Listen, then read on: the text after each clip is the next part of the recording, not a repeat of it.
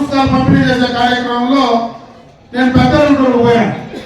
పెద్దలూరు గ్రామ సభలో పాస్ పుస్తకాలు పంపిణీ చేసే సమయంలో ప్రింట్ చేసినటువంటి పాస్ పుస్తకాలు చూస్తే ఎక్కడ వాళ్ళకి దానికి సంబంధించినటువంటి కరెక్ట్ ఇన్ఫర్మేషన్ ఇచ్చి ప్రింట్ చేసే పరిస్థితి లేదు. మనం పంపిణీ చేసే దాంట్లో కూడా వాళ్ళు తప్పులు ఉన్నాయి.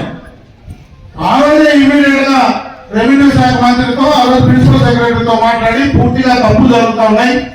ఇదే రకంగా కానీ మళ్ళా మనం పాస్ పుస్తకాలు ఇస్తే గత ప్రభుత్వం కంటే ఇంకా ఎక్కువ సమస్యలు మనం కొని తెచ్చుకునేటువంటి పరిస్థితి ఉంటుంది. కాబట్టి వెంటనే దాన్ని ఆపండి. క్లియర్ కట్ గా ఇచ్చేటువంటి పాస్ పుస్తకాన్ని రైతుల సమ్మతితో అంగీకారంతో వాళ్ళు సాటిస్ఫై అయిన తర్వాతనే మీరు పాస్ పుస్తకాన్ని పంపిణీ చేయండి. అంటే ఈరోజు ఉదాహరణకి ఈ గ్రామ పంచాయతీలో మనకు 723 ఖాతాలు ఉన్నాయి. అంటే 723 మంది రైతులు మన పాస్ పుస్తకాలు ఇవ్వాలి. ఈరోజు ఎన్ని రోజులు పంపిణీ చేస్తా ఉన్నామంటే 85 పంపిణీ చేస్తా ఉన్నాం. అంటే 723 పాస్ పుస్తకాలు పంపిణీ చేయాల్సినటువంటి ఈ గ్రామంలో 85 మాత్రమే ఈరోజు మనం పంపిణీ చేసే పరిస్థితి ఉంది. అంటే 85 కరెక్ట్ గా ఎలిజిబిలిటీ ఈరోజు తెలిసారు. అదేవిధంగా వాళ్ళు చేసినట్టు మళ్ళా ఇంకో పని వేసుకోవడం లేదు, ఇంకో పని చేస్తాం, మళ్ళా మనం పాస్ పుస్తకాలు అదే పంపిణీ చేస్తే మళ్ళా దాన్ని కొట్లాడుకొని రోజు మళ్ళా ప్రజాప్రతినిధులు అధికారుల దగ్గరకు దారులు ఎక్కువ తిరగాలి. అందుకే ఈ రోజు ప్రభుత్వం చిత్తశుద్ధితో కరెక్ట్ గా ఉండేటువంటి పాస్ పుస్తకాలే పంపిణీ చేయాలా. అధికారం ఇది వరకు అయితే ఏదైనా రెవెన్యూలో కరెక్షన్ చేయాలంటే లేదా జేసీ గారికి పోవాలా, లేదంటే కలెక్టర్ పోవాలా, లేదంటే గవర్నమెంట్కి పోవాలా. ఈరోజు దానిపైన కూడా అధికారాన్ని కూడా కింద స్థాయికి బదిలీ చేయించాలి. ఈరోజు ముఖ్యమంత్రి గారు కలెక్టర్ దగ్గర జేసీ గారి దగ్గర ఉండేటువంటి అధికారులు ఈరోజు ఎంత దగ్గర ఉన్నాయి. ఈరోజు ఎంపీడీఓ కానీ, ఎంఆర్ఓ కానీ, ఆర్టీఓ కానీ వాళ్ళిద్దరి దగ్గరనే డైరెక్ట్ గా స్థానికంగా అప్పుడు ఉండేటువంటి సమస్యలను అక్కడనే పరిష్కరింపజేసుకునేటువంటి అవకాశాన్ని ఈ రోజు ఈ కూటమి ప్రభుత్వం ఏర్పాటు చేసింది. ఈరోజు ఉదాహరణకి ఈ గ్రామంలో చూస్తే ఇంకా 309 సర్వే నెంబర్ కరెక్షన్స్ ఉన్నాయి. ఇప్పుడు ఆర్టీఓ గారు ఏం చెప్తున్నారంటే ఆ సర్వే నెంబర్ కరెక్షన్స్ కూడా మేము కంప్లీట్ చేస్తా ఉన్నాం.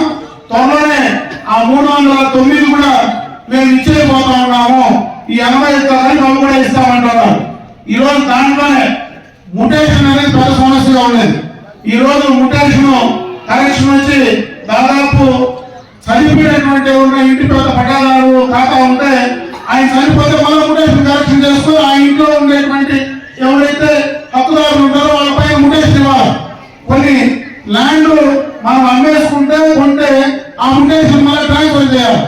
ఇవన్నీ కూడా కంప్లీట్ చేసి స్టేజ్ బై స్టేజ్ పక్కాగా ప్రభుత్వ ఎంబ్లంతో ఏ నాయకుడు కానీ ఎవరు బొమ్మ లేకుండా ప్రభుత్వ ఎంబ్లంతో పూర్తి స్థాయిలో పట్టాదారు పాస్ పుస్తకాలు ఆ గ్రామంలో ఉండేటువంటి భూమి ప్రతి సెంటు కూడా ఎవరికైతే ప్రైవేట్ గా ఉండేటువంటి ప్రతి సెంటు డైరెక్ట్ గా హక్కుదారికి ఇచ్చేటువంటి కార్యక్రమాన్ని ఈ రోజు ఈ కూటమి ప్రభుత్వం శ్రీకారం చుట్టింది.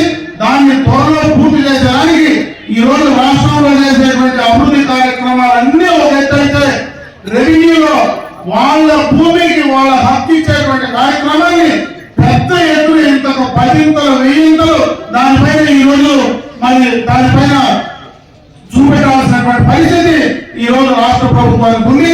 దీన్ని త్వరలోనే కంప్లీట్ చేసేటువంటి బాధ్యత ఈ కూటమి ప్రభుత్వం తీసుకోబోతా ఉంది. అది త్వరలో అందరికీ కూడా, ఎందుకంటే నేను రైతులు కోరుకునేది కూడా మీరు అధికారులు ఆ బిఆర్ఓ ఎవరైతే మీకు ఇక్కడ బిఆర్ఓ ఉన్నారో వాళ్ళు మళ్ళీ మీ దగ్గరికి వస్తారు. ఆ రైతులు ఇద్దరు కూడా, ఎందుకంటే ఒక చెరువు గారు తగరాలు ఉంటుంది, ప్రతి సర్వే నెంబర్ కాడ తగరాలు ఉంది. గత ప్రభుత్వం ఒకరికి ఉండేటువంటి యాక్సిడెంట్ తగ్గించి రీసర్వేలో ఒకరు తగ్గించినారు, ఒకరికి ఎక్కించేసేసినారు. ఉండే వాళ్ళకి అసలు ఏమీ లేనో కూడా భూమి అనుభవం ఒకరి పేరుతో ఉంటుంది, పట్టా ఇంకొకరి పేరుతో, అనుభవం ఇంకొకరి పేరుతో రాసేశారు. ఇవన్నీ కూడా కొన్ని డైరెక్ట్ గా రైతులతో అంగీకారంతో తీసుకోవాలా.